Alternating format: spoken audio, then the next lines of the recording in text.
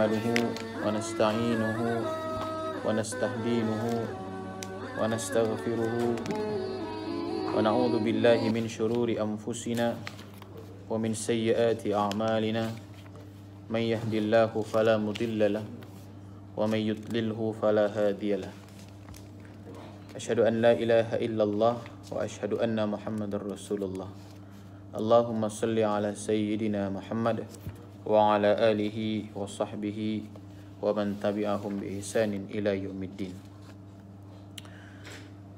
Alhamdulillahi Rabbil Alamin. Segala puji dan syukur pada Allah Subhanahu wa Ta'ala yang menciptakan alam dan seisinya ini hanya pada kadar 7 hari. Dan juga selawat dan salam kita panjatkan kehadrat Nabi sallallahu alaihi wasallam. Mudah-mudahan dengan selawat dan salam itu akan memberikan keberkatan di dalam kehidupan kita dan juga setiap amalan-amalan yang kita lakukan di dunia ini. Tuan-tuan dan puan-puan yang dirahmati Allah Subhanahu wa Ta'ala, di dalam sepotong hadis Nabi sallallahu alaihi wasallam ada membawa maksud begini. Apabila kamu lalu, maksudnya lebih kurang beginilah. Apabila kamu lalu di suatu tempat yang mana suatu tempat itu tidak disebutkan satu pun nama Allah. Okay? Kamu lalu di satu tempat, dan bila kamu lalu di satu tempat itu dan tempat itu ramai orang berkumpul, dan di tempat itu tidak disebutkan walaupun satu nama Allah, maka kamu jauhilah tempat itu. Hindari dia. Kalau boleh jauh daripada tempat itu. Okay? Dan apabila kamu lalu di suatu tempat yang mana tempat itu ada menyebutkan nama-nama Allah ataupun memperingati Allah, okay, maka dekatilah tempat itu ataupun singgahlah walaupun sekejap. Maksud berzikir. Berzikir ni dia bukan berzikir je. Berzikir ni maksud dia mengingati Allah. Okay? Zikir itu maksudnya mengingat Allah, itu zikrullah itu mengingat Allah. Okay? Rasulullah nampak sesuatu terjadi kepada kaum ataupun sekelompok orang yang berzikir itu. Apa yang Rasulullah nampak? Dia bertanya kepada sahabat tu, apa yang kamu lakukan di tempat itu pada waktu-waktu sekian? Sahabat itu pun bertanya, kenapa wahai Rasulullah? Rasulullah bersabda, Rasulullah memberitahu, aku ternampak rahmat turun di tempat kamu. Okay, Rasulullah ni dia hijab terbuka, kan? Nabi kan? Dia nampak semua benda. Rasulullah nampak rahmat turun. Rahmat ni kita nak tahu Allahu a'lam macam mana. Tapi Rasulullah nampak rahmat turun kepada kelompok orang itu. Orang yang berzikir itu. Samalah juga keadaan dia dengan orang yang menuntut ilmu. Okay, bila disebutkan nama-nama Allah, maka rahmat itu insya-Allah akan turun. Dan Rasulullah nampak tempat itu dipenuhi dengan malaikat. Dan aku mahu turut serta bersama kamu, Nabi kata. Aku mau ikut bersama kamu. Apa yang kamu buat, apa yang kamu sebut tu, aku mau berada dengan kamu. Kerana Rasulullah nampak rahmat turun bersama dengan mereka. Okey. Maknanya yang boleh kita ambil daripada hadis itu, setiap apa yang tuan-tuan buat, maknanya perkara yang baik yang kita pergi ke masjid kah, pergi ke surau kah, pergi ke majlis-majlis ilmu kah, insya-Allah, okey, rahmat Allah itu sentiasa ada bersama-sama dengan kita. Okey. Baik. Tuan-tuan dan puan-puan dirahmati Allah Subhanahu wa Ta'ala. Kita sambung semula pengajian kita. Rasanya sudah kira jauh sudah kita baca ni. Maknanya kita akan sambung teruslah. Okey, sampai habis. Kenaan sifat-sifat yang mazmumah. Kan? Sifat-sifat mazmumah. Sifat-sifat mahmudah saya sudah maklumkan sebelum ni. Kan?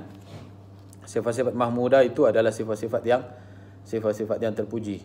Dia itu perkataan mahmudah tu. Okey. Selepas itu saya terangkan pula berkenaan perkara-perkara ataupun sifat-sifat yang mazmumah. Okey, perkara-perkara yang mazmumah ini adalah perkara yang tercela, yang mana wajib ke atas seorang muslim itu, yang mana dia itu taklif ataupun mukallaf, dia perlu meninggalkan sifat-sifat tersebut. Okey, dan di dalam sifat-sifat mazmumah itu sudah saya sebutkan separuhnya. Antaranya banyak bercakap. Orang yang terlalu banyak bercakap ni, dia perlu tinggalkan perkara itu, kerana itu termasuk di dalam perkara yang mazmumah. Dia selalu marah, kerja dia marah aja. Okey, marah juga masuk dalam perkara mazmumah. Hasad, dengki, kasih kepada harta dan takbur. Baik, saya sambung semula antara sifat-sifat yang mazmumah yang lain. Antaranya ialah riya. Okey, pernah dengar riya? Riya. Okey. Riya ini ditakrifkan sebagai sifat untuk menarik pandangan orang dengan menampakkan pelbagai amalan baik yang dilakukan semata-mata untuk menginginkan pujian, pangkat ataupun kedudukan. Okey, sifat riya yang nyata seperti menunjuk-nunjuk dalam amal ibadat, manakala riya yang tersembunyi seperti beratnya hati seseorang untuk beramal apabila bersendirian, tetapi akan berbuat demikian apabila ada orang lain yang menyaksikannya. Itu sifat riya. Okey. Di dalam kalangan kita ni mesti ada sifat riya yang timbul dalam hati kita. Okey. Kalau tidak pernah rasa riya tu, saya tak tahulah, sebab kita ini manusia. Okey. Maknanya setiap manusia itu pasti akan timbul rasa riak ataupun sifat riak itu, tidak banyak mungkin sedikit, yang mana keinginan dia untuk menarik pandangan orang. Kan? Kadang-kadang kita ni bila kita buat suatu amalan tu, kadang-kadang kita mau ditengok orang. Bukankah? Kan? Kadang-kadang kita rasa macam bagus aku buat begini. Mana tahu dia nampak, mesti dia pandang tinggi dengan aku. Kan? Bagus aku buat begini. Jadi orang nampak, baru dia tahu, dia bilang. Supaya orang meninggikan dia. Itu sifat riya. Itu di dalam kehidupan, untuk mendapatkan pujian, mungkin juga mendapatkan pangkat ataupun kedudukan. Ada pula sifat riya di dalam ibadat. Okey, di dalam ibadat ini kadang-kadang orang yang ikhlas itu, apabila dia ingin melakukan suatu ibadat itu, dia tak kira ada orang kan ada orang, dia tetap beribadat. Okey? Ramai orang, dia tetap buat. Tiada orang, orang tidak ada, dia tetap juga buat. Kadang-kadang di depan orang dia rajin, dia solat. Kan, dia nampakkan yang dia ni solat. Okey? Tetapi bila di belakang orang, sepatah haram dia tidak buat. Sebab tujuan dia untuk supaya orang nampak yang dia ni buat benda tu. Itu di dalam ibadat. Nabi SAW bersabda, "Inna akhwafa ma akhafu alaikum asyirkul asghar." Qalu, "Wa ma syirkul asghar ya Rasulullah?" Qala, "Ar-riya." Maknanya riya ni diambil dari perkataan Arab. Riya ni bukan dari perkataan Melayu, daripada perkataan Arab. Bermaksud sesungguhnya perkara yang aku sangat takuti menimpa kamu ialah syirik kecil. Para sahabat bertanya, apakah syirik kecil itu wahai Rasulullah? Nabi menjawab, riya. Riya ini adalah syirik kecil. Okey. Di antara perkara yang boleh membuatkan seseorang itu riya. Okey. Ini untuk yang diri sendirilah. Okey, untuk diri kita sendiri ni, apa yang kita rasa diri kita ni boleh menimbulkan riya? Ini kena ambil perhatian. Okay. Yang pertama, tubuh badan dia. Dia rasa dia sado. Kan? Contoh dia. Dia rasa dia sado. Dan itu menimbulkan riya di dalam diri dia. Kan?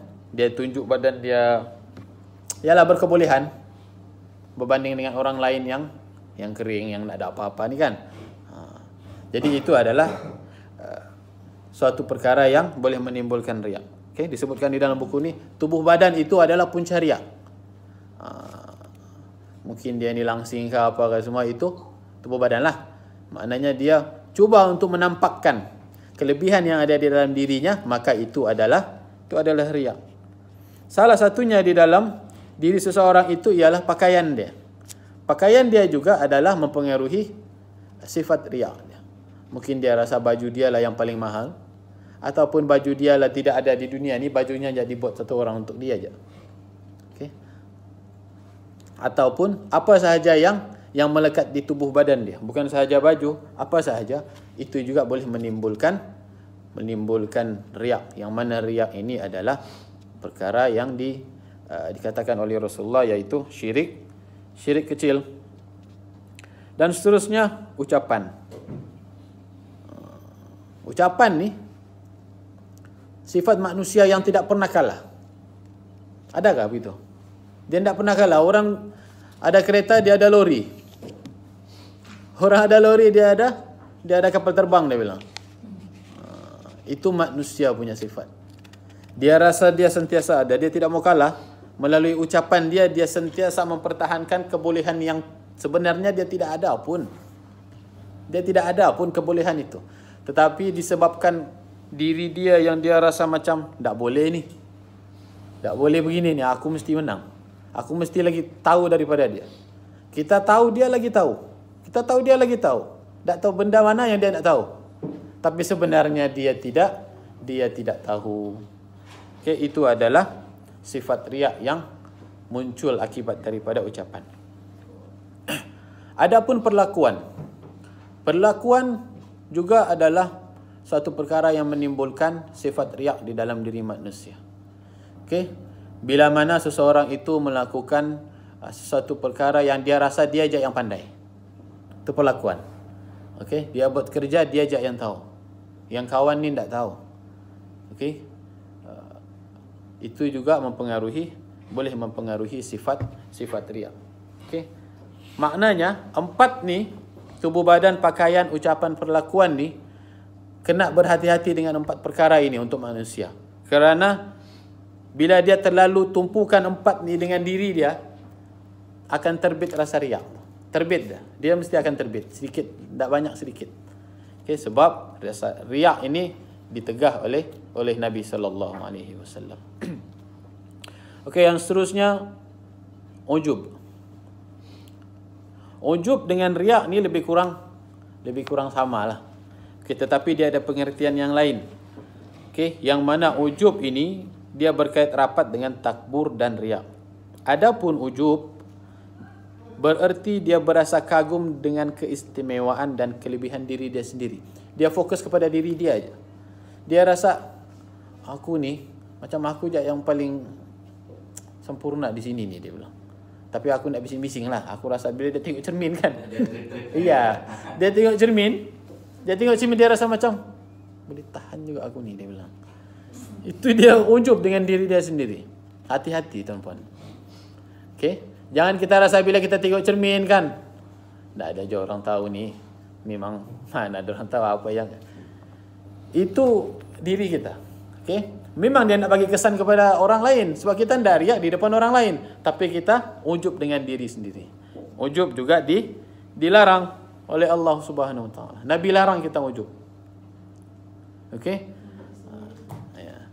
Ada orang bilang, siapa mau puji kalau bukan diri sendiri, kan? Syok sendiri. Tapi kalau rasa diri itu tidak ada orang mau puji, kan? Kalau rasa mau puji diri itu, pujilah, tapi jangan ujub. Ujub ni dia rasa macam dialah yang paling lebih dengan orang. Dia tidak bagi tahu orang dia lebih, tapi dia rasa macam baru kau tahu aku yang pandai, dia bilang. Contoh dia kan, dia rasa dia yang paling istimewa. Itu ujub. Okey. Berasa kagum dengan keistimewaan dan kelebihan diri sendiri. Okey. Sifat ujub boleh diatasi dengan sentiasa berfikir bahawa tidak ada benda yang kekal di dunia ini. Walaupun dia cantik, walaupun dia handsome, walaupun dia sempurna, ataupun dia rasa dia paling kaya di KK ni, ataupun di office ni dia paling kaya. Tetapi ketahuilah tuan-puan, bahawa tidak ada yang kekal di dunia ini. Okey. Maknanya kalau besok Allah mau tarik, Allah akan tarik. Okay. Kalau besok hilang duitnya, dia ada hari ini dia ada 10 ringgit, besok hilang sudah, Allah akan jadikan benda. Okey. Baik. Seterusnya. Kasih akan dunia. Okey. Yang sebelum ini kasih akan harta. Itu mazmum. Harta ni lain lagi. Okey, dia kedekut. Kedekutlah. Okey, yang ini pula dia kasih akan dunia. Hati yang sentiasa berpaut kepada kehidupan dan kesenangan duniawi akan menyebabkan seseorang itu takutkan mati. Hakikat sebenar kehidupan dunia ini telah digambarkan. Bermaksud ketahuilah, sesungguhnya kehidupan dunia ini adalah permainan dan senda gurau, perhiasan bermegah-megah antara kamu dan berlumba-lumba dalam mengumpul harta dan anak pinak. Kehidupan kita ni tuan-tuan, di dunia ni Allah ibaratkan sebagai permainan je. La'ibun walahun. Okay? Permainan, senda gurau, itulah kehidupan dunia. Kalau kita rasa macam kita terlalu serius di dunia ni, okay, Allah ibaratkan apa yang kamu ada di dunia ini hanya gurauan saja. Senda gurau, kan? Perhiasan bermegah-megah, itulah yang ada di dunia ni. Tidak ada yang lain. Kita kerja, itu je lah yang kita dapat. Tetapi yang hakiki, yang kekal, yang abadi, ialah kehidupan selepas mati. Yang mana kita akan melalui kehidupan selepas mati itu selepas kita mati. Mesti mati dulu. Bolehkah Ustaz terus pergi je kehidupan selepas mati itu? Tak boleh. Kita mesti mati. Ada yang takut mati? Ada yang takut mati kah? Dia kata di sini, orang yang takut mati itu adalah orang yang kasih akan dunia. Bila dia takut mati, dia orang yang dia rasa macam dia sentiasa buat apa yang disuruh oleh Allah, dia akan bersedia untuk mati. So dia tahu, aku sudah buat benda tu. Aku sudah buat apa yang disuruh Allah. Walaupun aku buat benda yang wajib je. So aku mampu itu je. Saya mampu itu je buat. Saya mampu solat fardu 5 waktu, saya mampu berpuasa, saya mampu zakat, itu je saya mampu. Saya tidak mampu buat yang sunat-sunat ni, saya tidak mampu sebab saya tidak larat. Tak apa, tapi dia sudah tunaikan. Bila dia sudah tunaikan, dia bersedia untuk mati. Tak apalah, bila-bila Allah mau tarik, Allah tariklah. Sebab dia reda dengan kehidupan dia. Sebab apa? Kehidupan ni bila-bila, kematian ini bila-bila. Time kita duduk macam ni pun kita boleh mati. Kita boleh keluar daripada sini, kita boleh mati. Okay. Nabi SAW, ulama-ulama yang dulu menetapkan yang mana kehidupan kita ini setiap hari kita mesti ingat mati berapa kali? 70 kali. Kena ingat mati 70 kali. Bukannya sekali je, 70 kali kena ingat mati. Kalau enggak, kita akan terbabas. Kan kalau aku mati, time buat benda yang tak tentu mati kawan ni. Time buat beli handphone kah, PKK kah, bawa kereta kah, mati. Ada? Itu sebab kita kena mengingat mati. Apa dia punya hikmah dia ingat mati ni? Bila kita ingat mati, kita rasa macam, apa persediaan kita ni? Sudahlah aku bagi tinggal anak bini. Sudahlah aku bagi tinggal ni. Yang aku ni begini-gini je.